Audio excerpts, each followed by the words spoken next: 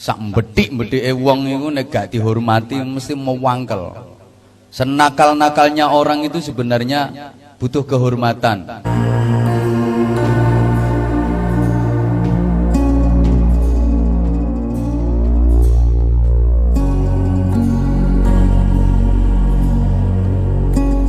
Pengen jadi orang yang terhormat, betul?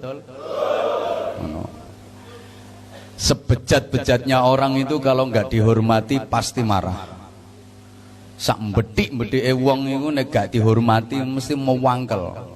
Senakal-nakalnya orang itu sebenarnya butuh kehormatan.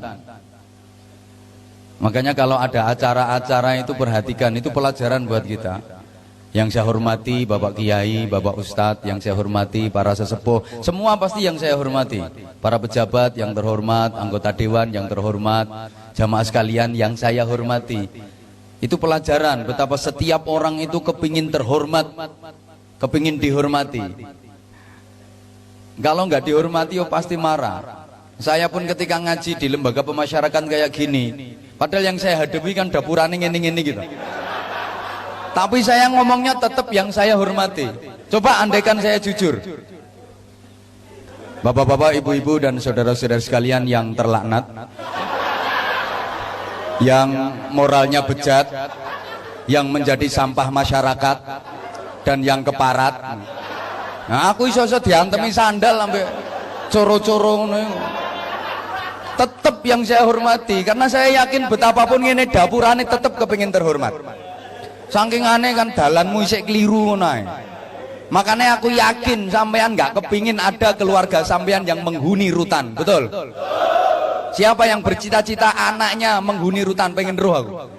Mosok ono sing ngomongin nang anake, "Nak, bapak ngutirmu ning Gresik nggone kelas 2B, kon meneh kudu iso manggon ndek Nusa Kambangan ngono ah." Iku lek gawang tuwa koplak gak kira ono iku. Aku ngomong ini sing tak adepi anjene wong kuculuk-kuculuk kabeh kok.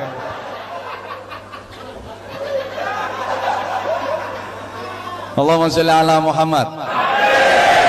Semua kepingin terhormat, terhormat di hadapan manusia, terhormat di sisi Allah Subhanahu wa taala. Sampai mohon maaf ketika saya ngasih pembinaan di lokalisasi. Kok guyu? Iya biyen sobomu kono biyen. Saiki wis dibina nduk kene ya kudu waras. Saya tetap harus menghormati mereka betapapun yang saya hadapi, mohon maaf, wanita-wanita yang katanya nakal. Saya ketika ngaji kasih pembinaan ya ibu-ibu dan mbak-mbak yang saya hormati tetap. Coba saya ngomong apa adanya. Ibu-ibu, mbak-mbak, para londe-londe sekalian.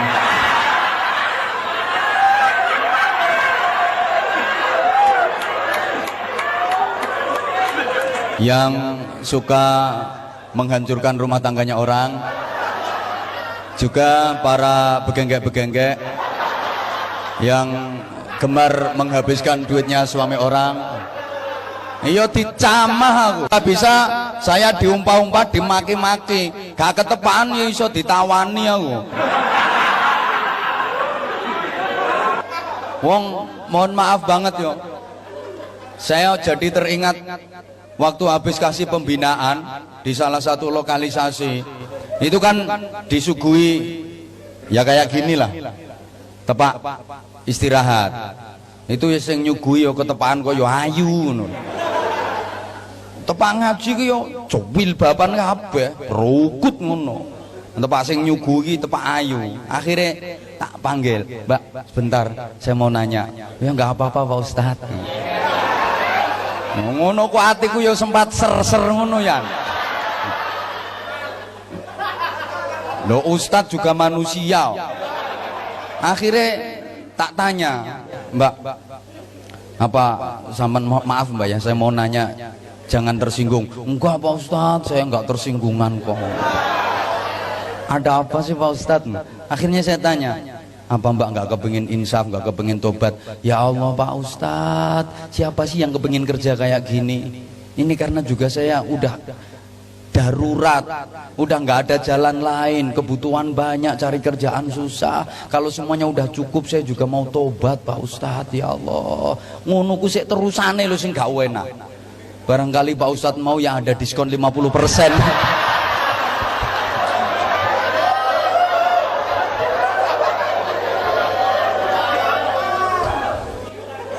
Akhirnya saya punya kesimpulan bahwa ternyata sebejat-bejatnya orang itu pada dasarnya dia baik.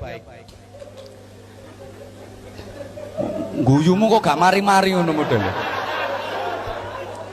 Mohon maaf, halo. Akhirnya rungokno ta. Ngono niku ganduk njaba, ganduk kene padha ndableke ngono niku. Rungokno ta. Ternyata ya sejahat-jahatnya orang, sebejat-bejatnya orang, pada dasarnya dia itu kepengen baik karena pada dasarnya dia itu baik. Ingat, Allah Subhanahu wa ta'ala menyelehkan ya, mendekek ya. Apa? Ayo kaya lambemu itu. Manusia diciptakan di dunia ini kan dalam keadaan baik. Allahumma sholli ala Muhammad. Kullu mauludin yuladu 'alal fitrah. Semua manusia diciptakan Allah itu dalam keadaan baik. Maka hidup ini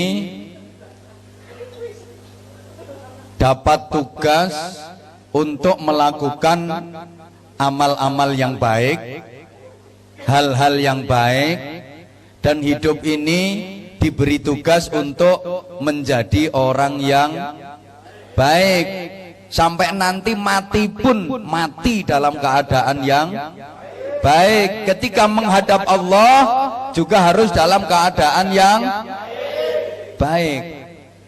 Pada dasarnya itu. Nah wes cek gak kakean ngomong ya. Dalam bahasa agama baik itu disebut dengan istilah sholih. Sholih ritual, sholih sosial. Ngerti tak gak dijak ngomong model ngene. Ayo ngomongi wong sing IQ-ne rendah ya kudu menyesuaikan.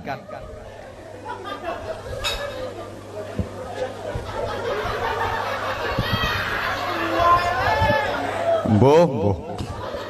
Ngene tak baleni. Lah aku ngomong model ngene iki sampean paham tak gak? Ya wis. Sholih ritual sekaligus sholih sosial. Ini harus dua-duanya. Harus komplit. Ndak boleh timpang. Gak oleh pincang.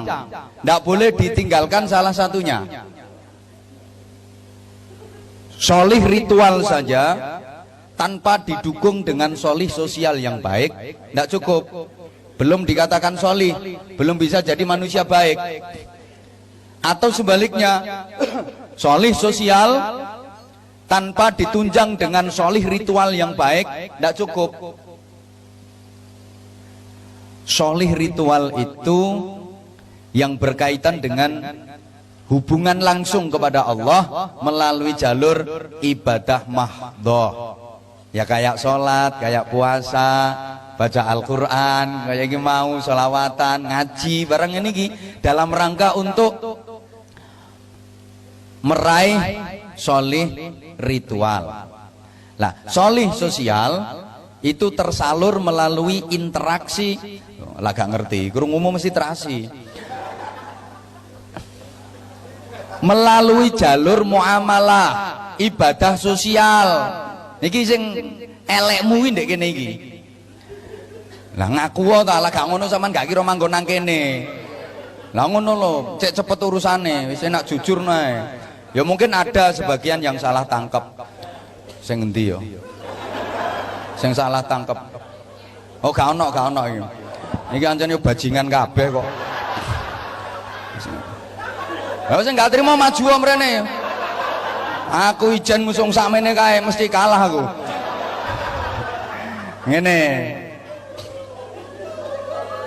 Lagi nek kepala rutan rangira wani model ngomong kaya aku ngene iki. Pengen dikeruyuk sak pirang-pirang. Lah nek aku sing ngomong gak kira wani kok masih ngene iki saya tetep dikualat sih an. Karena saya yakin di bathukmu itu ada kebaikan. Nah, iki sing arep tak jukuk iki. Makane sering-sering ngundang aku, Pak.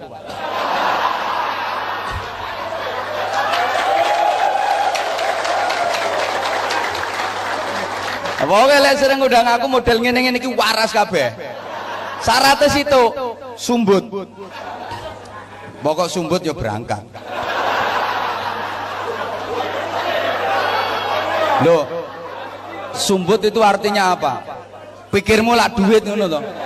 Artinya sesuai sing dijak ngaji ya semangat, saya juga ada waktu, ada hasilnya. Itu namanya sumbut. Pikiranmu duit ngono to. Namanya bajingan nih pikirannya wis ngono ae. Saman jangan negatif thinking.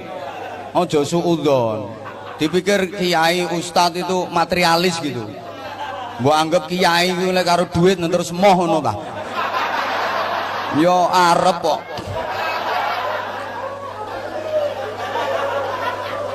Lah ini kalau dua-duanya harmonis, terjalin dengan baik, hablum minallah itu ibadah ritual, hablum minan nas itu ibadah sosial. Ini yang akan jadi orang yang mulia, terhormat, dimuliakan Allah Subhanahu wa taala.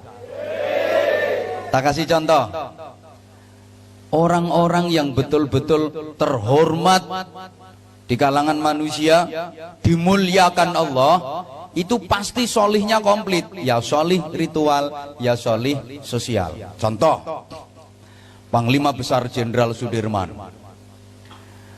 pahlawan nasional, pejuang kemerdekaan, beliau luar biasa, hebat. Jenderal Sudirman itu top. Selama mimpin perang melawan penjajah, mulai merebut kemerdekaan sampai mempertahankan kemerdekaan, Jenderal Sudirman itu enggak pernah ketangkep sama penjajah, enggak pernah ditangkap Belanda, enggak pernah ketangkep Jepang, enggak pernah ketangkep sekutu, enggak pernah dibuang, enggak pernah diasingkan, enggak pernah dipenjara. Perang dikepung sama penjajah, hampir ketangkep, lolos. Oh, setiap meh ketangkep lolos. Iki rata dudono rahasiane, soalnya mesti engko mbok tiru potonganmu.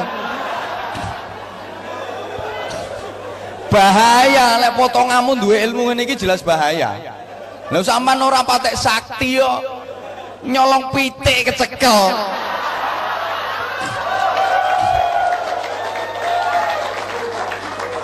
Maling ketengan. Kone ku lek gurung pinter aja dadi maling dhisik. Maling mesisan oleh 10 triliun. Maling ini wis duwe seragam sing lengkap, pangkate dukur dadi maling.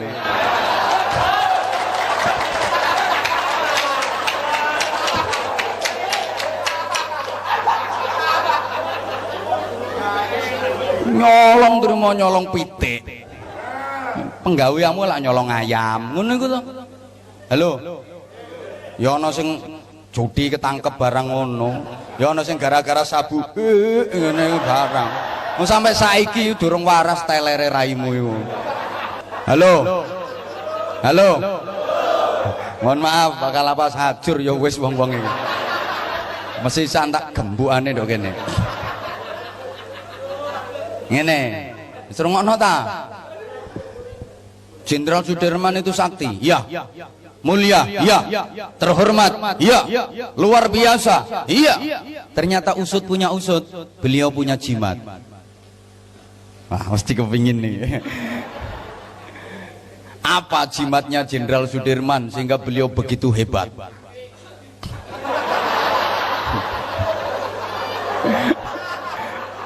Tutuake, bro.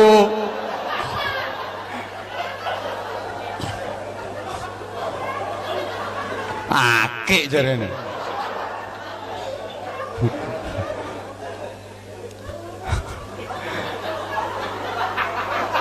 ngene. Lha iku mesti ana sing ngrasani. Iku kiai ini yo gawe akeh iku lho. Iki duduk jimat. Satu, saya itu memang suka keindahan. Jadi mulai dulu kalau tahu kaset-kaset ceramah saya mulai tahun 2007, 2008. Iku aku yo gawe akeh, pancen aku seneng akeh ket biyen. Yang kedua, sunnah Rasul. Kanjeng Nabi Rasulullah itu juga pakai cincin. Cuma yo driji limo yo siji ae aja tinggone kabeh. Ate sing tak gawe yo apik. Kaya pekmu koral dilus ono jonggarai ta lah wes ini Allahumma sholli ala Muhammad enak bagus nan mbina kroco-kroco ini model kaya ngene iki enak masih ditautuki gak kira mangkel angel golek ustad model ngene iki angel mangkane yo larang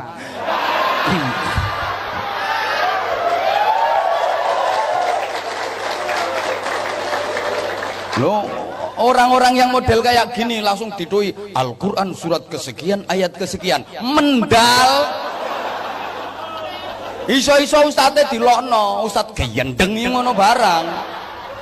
Tapi lek maca podo gendenge ngene iki kan dia merasa bahwa saya juga bagian dari mereka ngono lho. Carane ngene, membaur ngene iki. Wes. Allahumma sholli ala Muhammad. Jimate Jenderal Sudirman itu 3.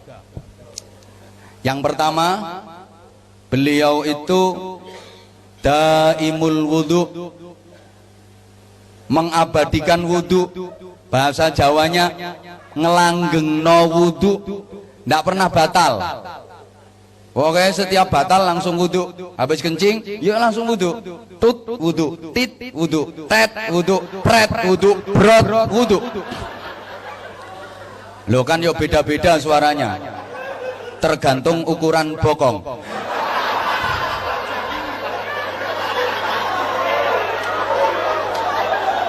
Semakin besar bokong ya semakin gede volume entut. Yombo kok ngono. Kalau bokongnya kecil tipis, nah suaranya yo cilik. Tapi lo bokongnya gede kandel ya beda.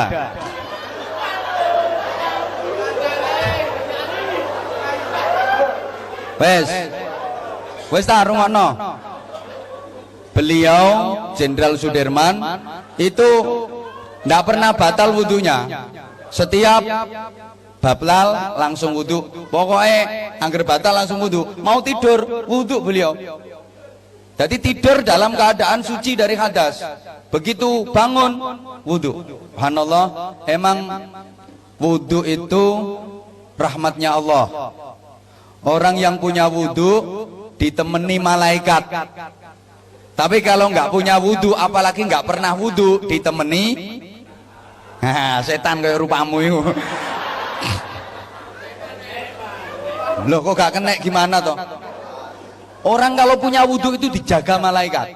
Sama nek gak percaya coba kate nyolong wudhu dhisik engko lak gak sida. Kok sampean winginane nyolong engko tepak gak duwe wudhu kok. Loh kok masak dikandani? Itu loh. Wes.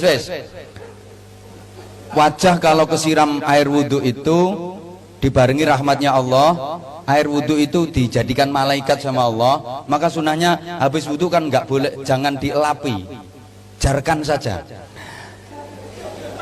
Dijarno loh, melu-melu ayo. Nah, malaikat kok diusap-usap begitu loh. Biarkan saja, itu air wudhu itu malaikat, dan air wudhu itu menjadikan ghurran muhajjalin, bukan hanya besok di akhirat, cerah cemerlangnya di dunia juga. Wajah yang sering dibasuh air wudhu jelas beda dengan wajah yang nggak pernah terbasuh air wudhu. Kalau nggak pernah terbasuh air wudhu itu meskipun ganteng cantik itu modelnya ya apa ya? Nah betul modelnya ngono. Nggak ada cahayanya, nggak ada nurnya, modelnya ku belenek ngono nyawang. Tapi kalau sering terbasuh air wudhu itu mengandung aura, meskipun hitam. Ya contohnya saya. Ndak, subhanallah. Ini, wes, perempuan itu juga gitu. Kalau kepengen cantik sebenarnya nggak perlu macam-macam make up, karena kecantikan itu sumbernya dari dalam, inner beauty. Oh, bajingan nih lo ngomong betul.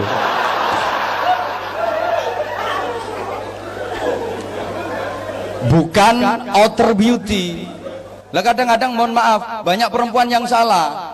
Kepengen cantik itu raine didempul, alisnya dikerek, resi bersih diganti buntutnya kalau jengking. Nggak tahu apa. Teknologi kecantikan ini sekarang kan macam-macam. Ada yang pasang wis mbuh apa ae jenenge ngono iku. Ada lagi nyambung rambut, bahasa Inggrisnya higher extension gitu. Nah, kok kowe gak kira iso ngomong ngono ku. Ada lagi menyambung bulu mata. Bulu mataku bahasa Inggrisnya aidep. Iki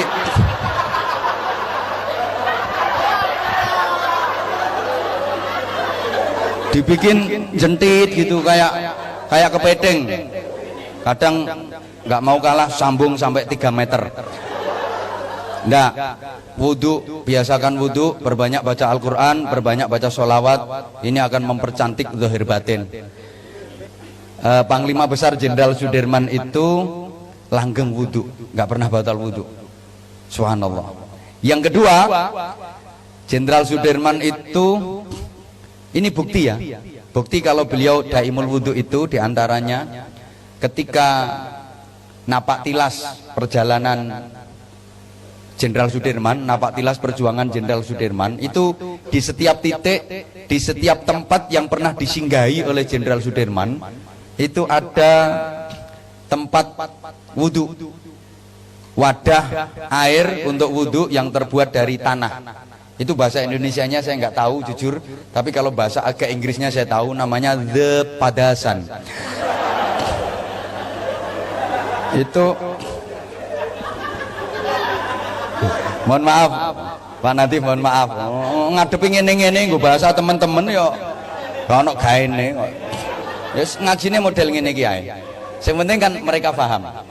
Nah, wes. Ada itu sampai sekarang setiap titik yang pernah disinggahi Jenderal Sudirman itu pasti ada tempat air untuk wudhu beliau. Memang beliau seperti itu. Terus yang kedua jimatnya apa? Jenderal Sudirman selalu sholat di awal waktu. Ini yang sulit ditiru. Saya ngomong dewi gurung karuan iso niru. Loh bener, begitu masuk waktu sholat segera laksanakan itu sholat, sekalipun dalam keadaan perang berkecamuk.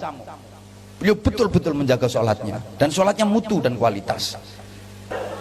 Jadi kadang-kadang seperti itu. Orang kurung azan iso murang-muring barang. Mesoh kadang-kadang